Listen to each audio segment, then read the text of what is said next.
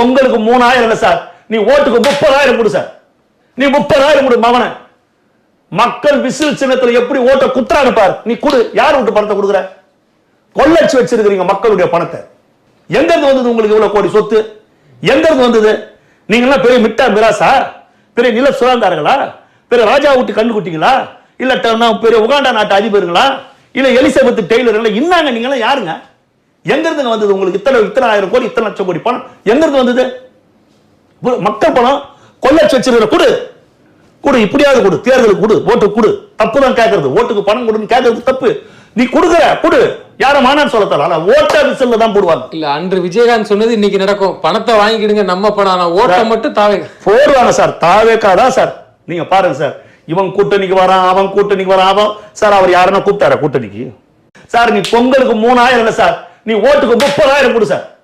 நீ 30,000 கொடு மவன.